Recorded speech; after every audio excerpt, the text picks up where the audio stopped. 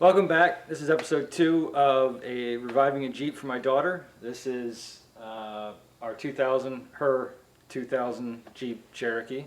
In the last episode, we got it off the trailer, we got it in here, we looked at the motor, and we discovered that the motor is older than the Jeep.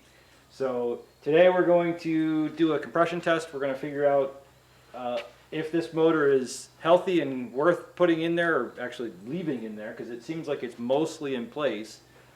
So to do that, we've got to get a starter installed, and we've got to get the spark plugs out, and then we can get a way to turn the starter over.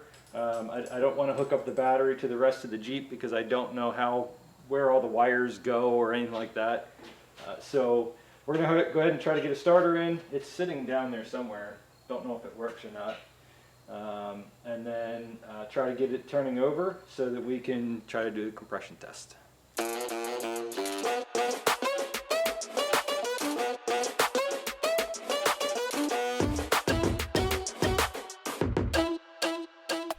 So the starter appears to be just sitting on the axle there.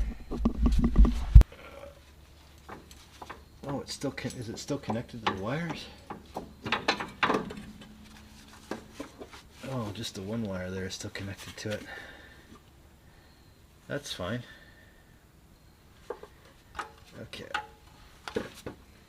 So we got to find bolts for this. One goes through from the back side, one goes through from the front side. Alright, so we've got to go through bolts and nuts and wires and stuff and try to find anything that might have the right bolts for the starter. If we can't find the stuff for the bolts for the starter, we'll have to go through our bolts bin and see if we can find bolts. So, there's some here.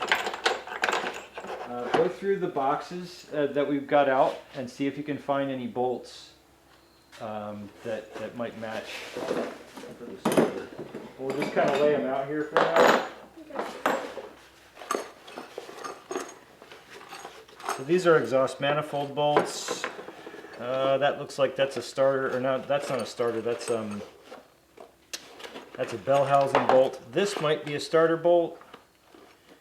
That is not a Jeep bolt. These guys here look like they could be starter bolts. So look for ones like this. No, that's not related. Sort of like this.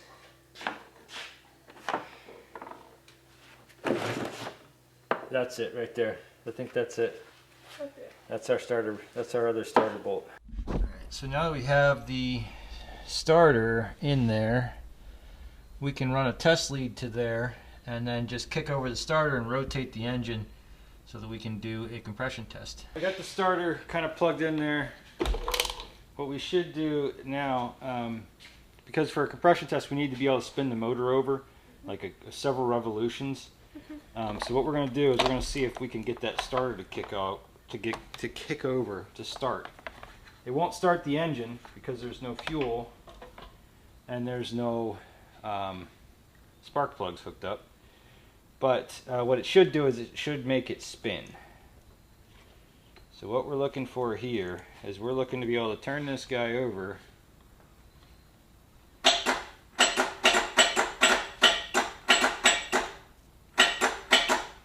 That's not a good thing. Seems like we're getting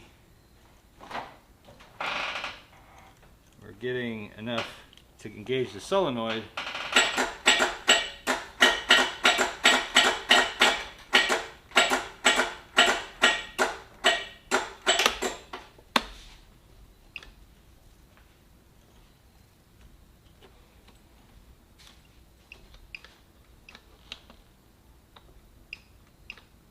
Reverse polarity. Well, now we killed it. Killed our jump pack. Jump pack still has juice.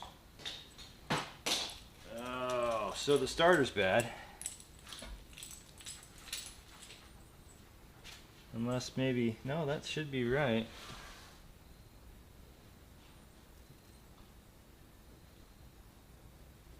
Oh, so how do we get it to spin over fast enough without a good starter? We gotta take the starter out and see if we can fix the starter. It's unfortunate because we were going to do a compression test today. Now we've got to figure out what's up with the starter. All right, I'm going to go back down and pull the starter back out.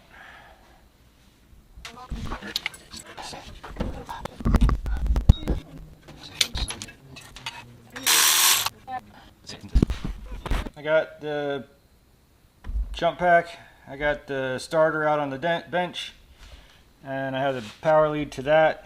It is a little bit, the first shot didn't work, but I spun the starter over a little bit, and now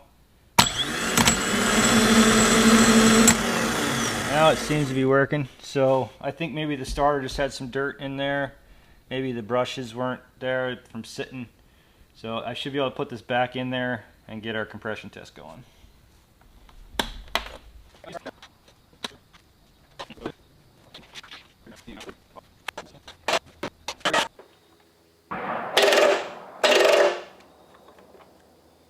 Not great, but progress. Let's try. That should be grounded pretty well. There we go.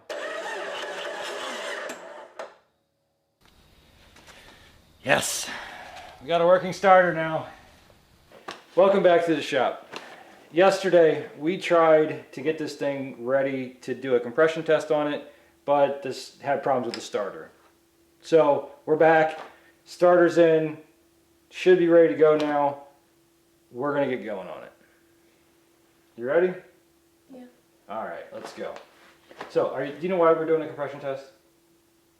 To get good compression numbers. Get good compression. You know why you need good compression numbers? For it to work right. For it to work right. So when an engine is running, it needs to have good compression. It needs to have air. It needs to have fuel. And it needs to have spark. So the gas engine like this. And so the better the compression, or it needs to be in a certain range for that engine. And if one cylinder is completely different than all the rest, it's not going to run right. Or if all of the cylinders are low, it means that there's something wrong. So because this is an unknown engine with unknown amount of miles, we're going to run through and we're going to check the compression on each cylinder. So this is a compression tester, and what we got to do is grab that wrench off the table there. And this one? Yep, that one. And then take out a spark plug. Actually, take out all of the spark plugs. Mara. I don't know what a spark plug is. Come on over and take out a plug. If you don't know what a spark plug is, we're going to show you what a spark plug I is. believe that's a spark plug. That's right. Harlan's right. That's a spark plug. What do I do? So put that wrench on cylinder number 1 and take it out. I'm sure this is the right. So you push it down all in there like that. And then Do you want to get gloves on?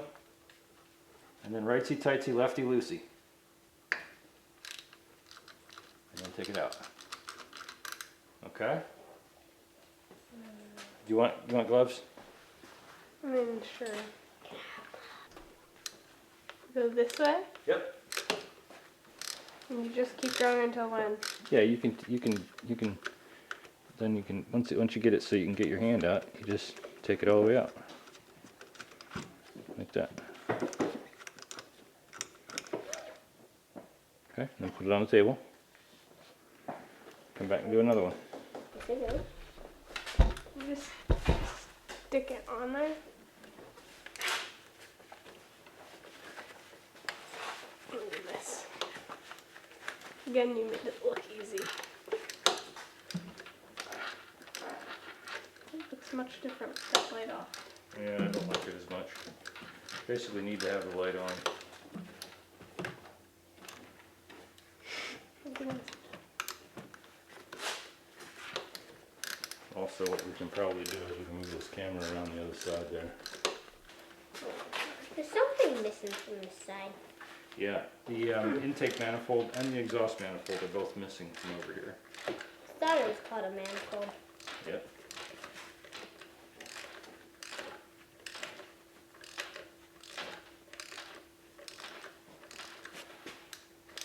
Let's try this.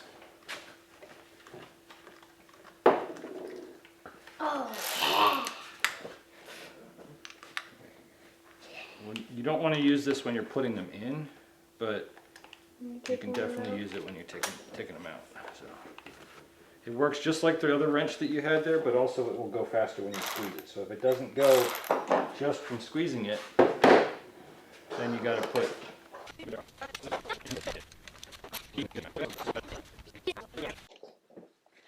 This one's stuck. It's not stuck. It's the same as the other. Just put your back into it. She doesn't have back. You push it. Yep, there you go. Up like that. I cannot. Now squeeze the handle.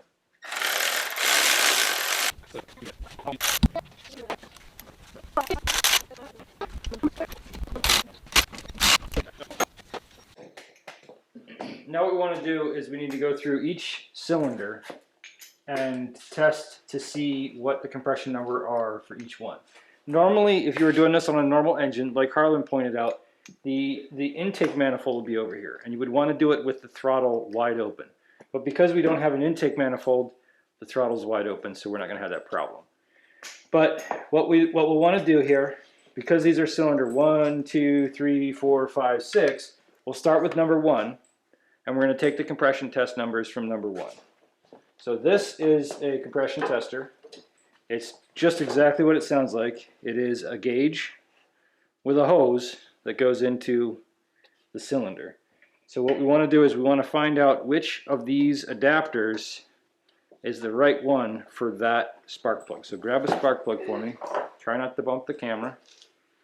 Harlan, could you get an adjustable wrench from around back? See if there's another one there, bud.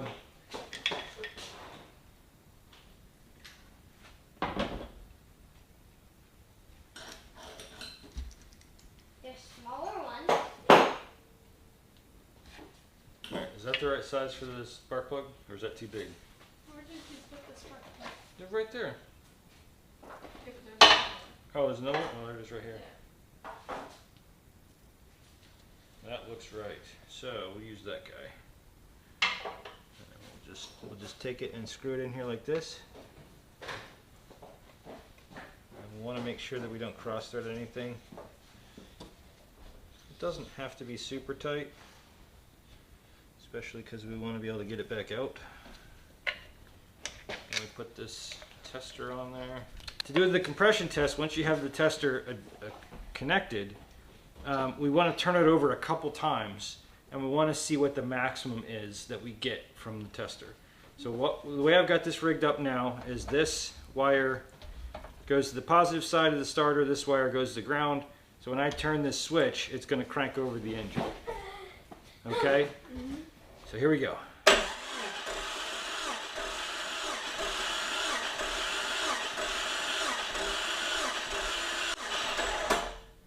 And that's 150. That is promising. So let's get a pen. It's getting there.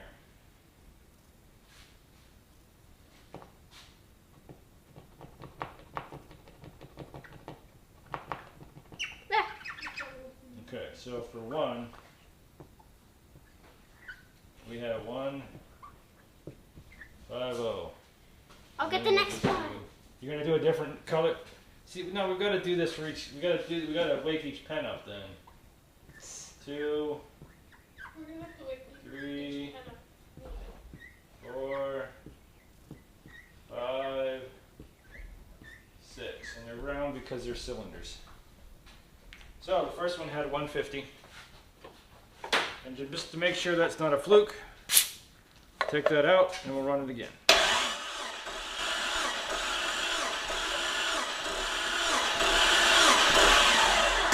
You might need to charge that pack. What did you see? I saw something coming out of it. You might have. That's the exhaust. Ah. All right, 150. All right, so we can take it out of there, It's 150. and we can go into the second one. PSI.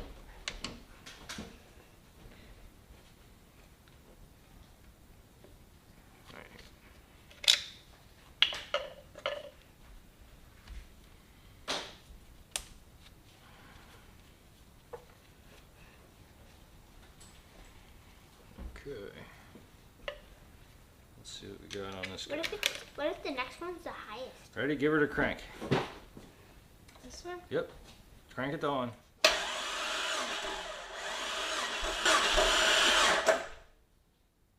That one is about 142.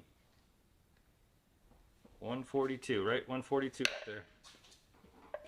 Aw, Let's clear it. Have another number. And let's run it again just to make sure it's...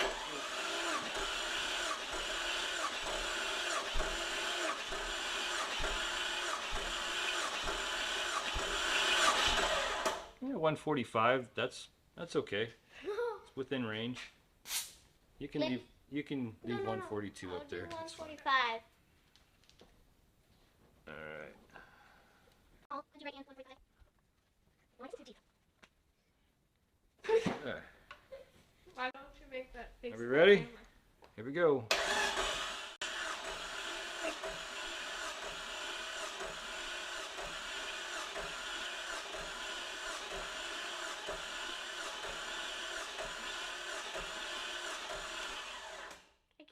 I can feel it rattling the whole That Jeep. doesn't seem like a very good number. That is 110. Uh-oh. So let's reseat that and make sure we're getting a good tight seal here. And try it again. That was much better. It got up to 120. Right 120 on there, because I don't think we can count that as being any better than that at this point. Let's move on. That cylinder 3 is looking suspect. So let's move on to cylinder 4.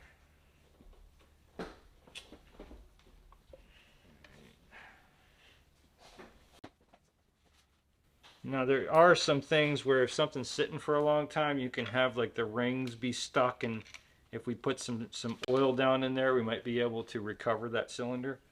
But let's see what the other ones tell us, and then we'll go from there. Ready?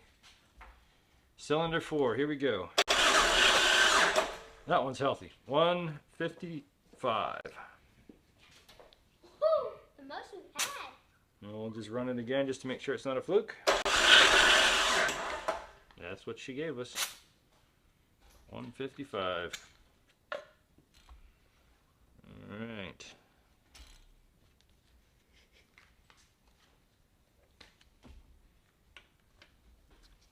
Window writing.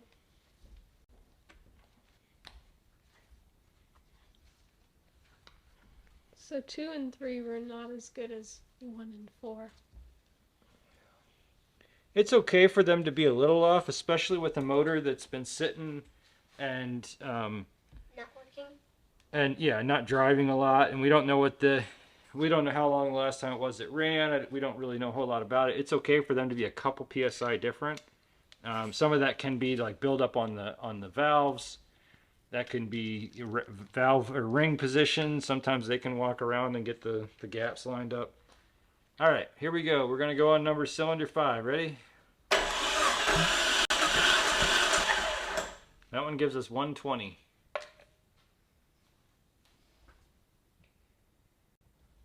So let's clear that and run it just to make sure that we got not a fluke.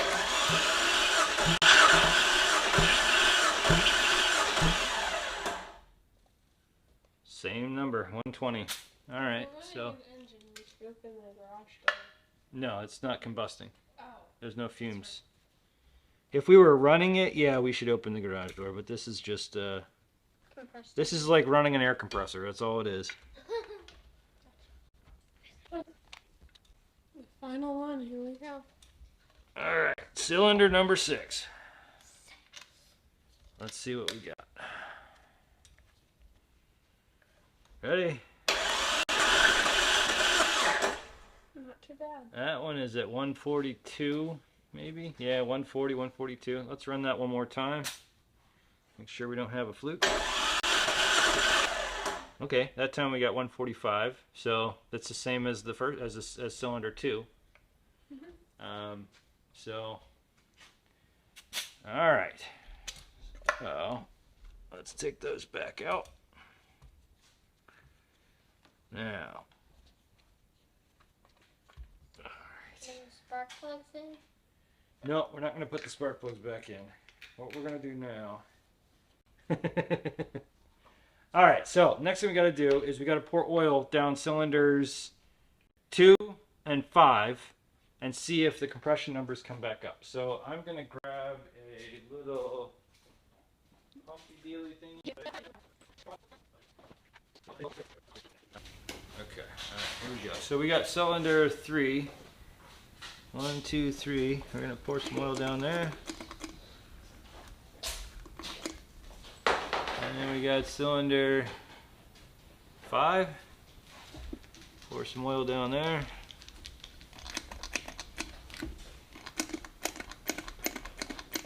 Okay. Actually, might as well do the rest of them too. Squirt some in there for all of these guys. So it's good and smoky when it comes up, if it comes alive.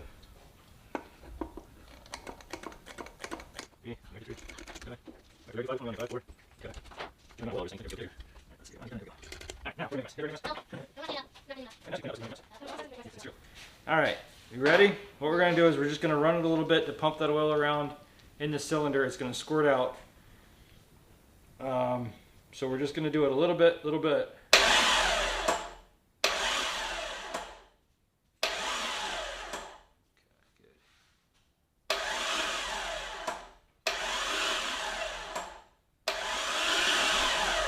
Alright, now it should have oil, at least hopefully, around in there. And so then let's put the compression tester back on, cylinder 1. 3.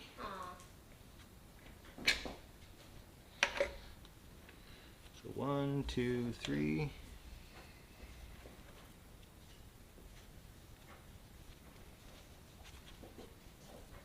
I should be making you do this. Makes for better content.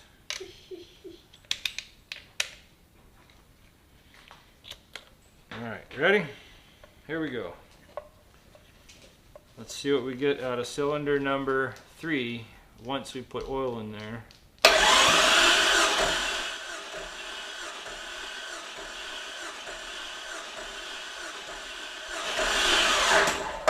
So we had 120 before, and we have 135 now. 135? Yep. Already up So there. you got another color? Yep. So right next to 120, write a different color and write 135. You gonna reach that? Okay, that's really far over there. All right, let's run that again and make sure it wasn't a fluke.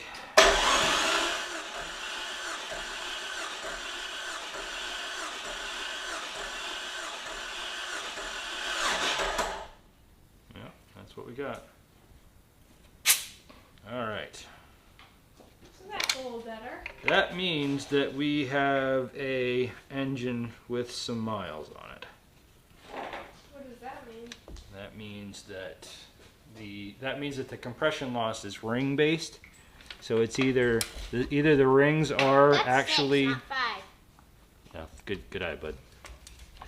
Either the rings are actually worn, or the cylinder wall is worn, or the rings have lost some of their spring tension, or something along those lines. But it's telling me that the compression loss is in the cylinder wall and not the valve train. Which means that one would be easier to fix? neither of them are very easy to fix. But to me it says that this engine is probably not healthy enough to use in the Jeep long term. It might run okay, but it probably actually. So 135 is within range. So you want them to be less than 30 psi apart from the top to the bottom. But 150 versus or 155 versus 142 is okay, but 155 versus 120, you're over 30 psi different between the two of them. All right, let's go with cylinder number 5. What are we on? 4? No, we're on 5. Okay, ready? Did I do the wrong one? No, 3. Okay, 4 and then 5. Ready?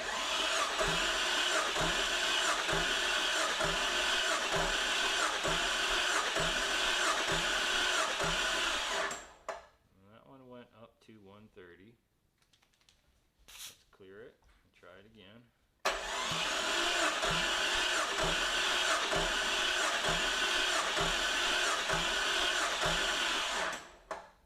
$130.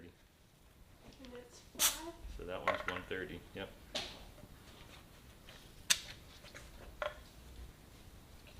Okay. Can you do the others? Why would I do the others? To see if they're any better. So, all right. So let's say number 2. Number 2 should probably go up to 150 or 155, whereas 4 and 1 shouldn't change. I don't think that they'll change. What if? Who knows? They might. All right. Let's see. You wanted us to do number 2? It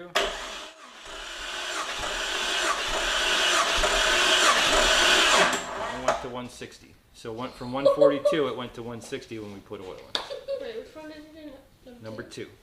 And it was 1 what? 160. Wait a second.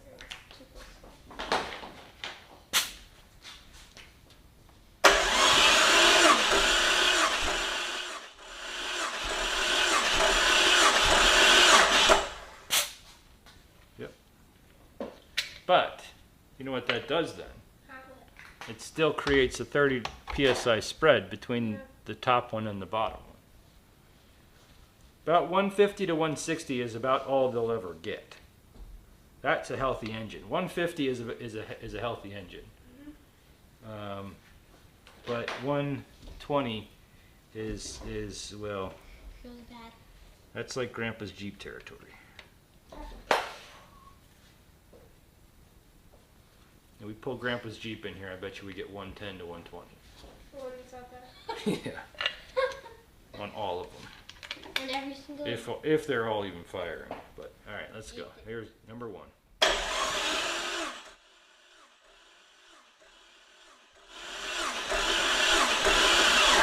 So a healthy one, fluid didn't change it. 150 on the second run. Should I write it? Or just underline it? You don't have to write it. We know what we need to know at this point. You didn't do the work for me. No, I didn't. Why not? Did you learn something though? Yes, I did. All right. Well, what we learned today was the compression numbers on this engine are not where I want them to be. So the next thing that we're going to do is we're going to need to go do compression tests on the other Jeep and see if that one has the numbers that we're looking for. And from there we can decide whether we want to leave this one in here and live with those numbers for now. Maybe we'll rebuild the engine over there while we're running this one once we know it's in and running. But it may be better to just go ahead and start putting that other motor in here. Yeah. All that is the next decision that we have to make, and we're going to have to make that decision this week because we're going to want to know whether we're going to pull this engine out or leaving it in. But that's it for now. Thanks for stopping out. Hit the likes button, hit the subscribe button, click on this thing right over here. Just kidding. There is a playlist now. So up in one of the corners, or around the corners, there should be a link that you can click on to start from the top. So this is only the second episode in the Betsy Ross Jeep series, which that's her name, by the way. It's not mine. Why did you name it Betsy Ross? Because the color of the Jeep is called patriotic, and Betsy Ross sewed the American flag. Ah, Patriot Blue is the name, is a color code. They call this Patriot Blue, and Betsy Ross sewed the American flag. Well, that makes sense to me and her. Maybe to you. Mom came up with Let us that. know what you think in the comments about the name Betsy Ross for the Patriot Blue Jeep XJ that we're rebuilding. The playlist that starts at number 1, and we'll show all the rest of them, whether you're watching this as we're releasing it or sometime down the line. You can hit that playlist and start from the beginning last week when we pulled it off the trailer, and hopefully, 3 or 4 episodes from now, you'll see us start it. Hopefully. We'll find out.